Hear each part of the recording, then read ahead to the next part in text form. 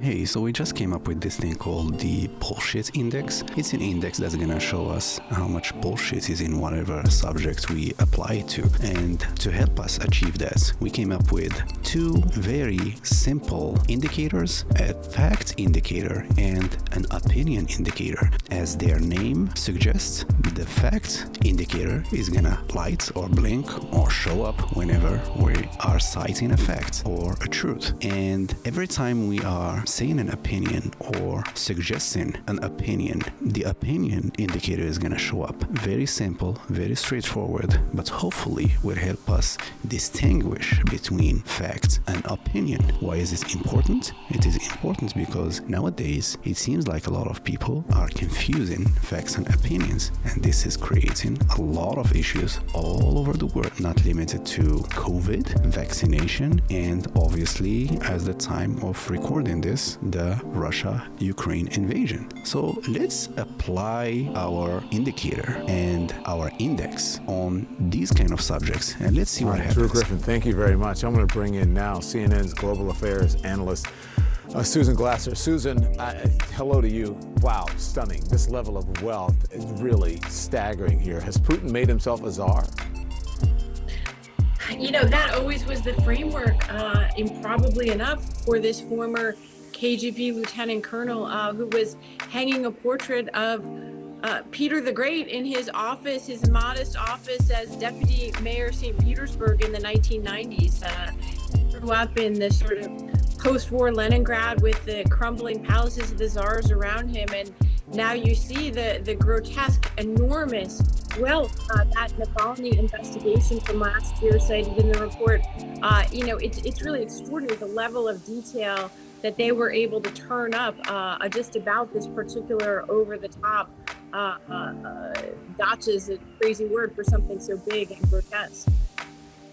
Yep, so as you could see, that was about a minute-long clip of a famous news channel discussing the Russia-Ukraine issue, and as you could clearly see, the time where the host and his guests were providing opinions is way greater than the number of facts that they provided.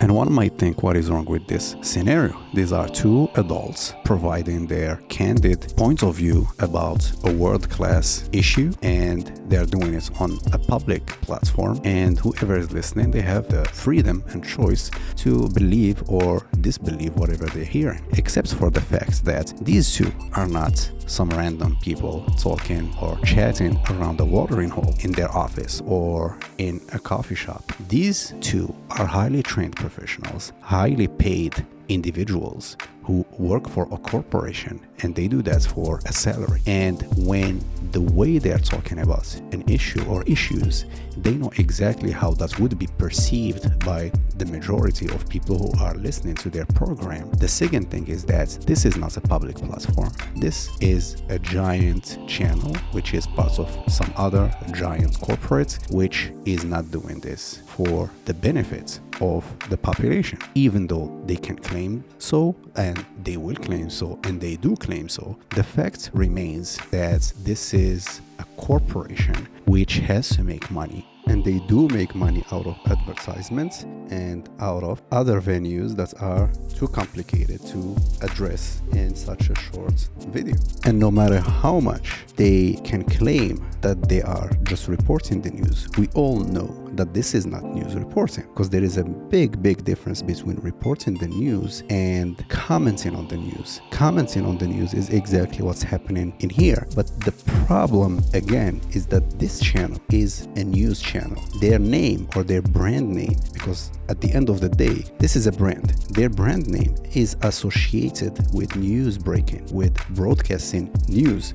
Nobody goes to this channel's website or browses to this channel on their TV in order to watch anything else other than news. So if you are synonymous of reporting news, yet most of what you're doing is actually not reporting news, you are commenting on the news, you are adding flavor to the news, And in a lot of cases, like in this clip that we just watched, you are taking sides on the issues that are happening, which automatically makes you biased and therefore unfit to report on this news. So let's wrap it up real quick and let's give the clip that we just watched a bullshit index, which means let's see how much bullshit was in this clip. While this clip does not rise to the level of fake news, because fake news is simply false information, this clip cannot, unfortunately, be considered anything even close to being a factual news reporting piece of journalism. This is mostly a mixed bag because, as we saw with our indicators, our facts and opinion, basic indicators, it seems like there are a couple of facts that are very rudimentary, but then they are surrounded with a cloud of opinion that is masquerading as given facts. These news channels are not only reporting the news or not even commenting on the news, but they are parts of the news. And sometimes they even create the news, and this is our problem with them.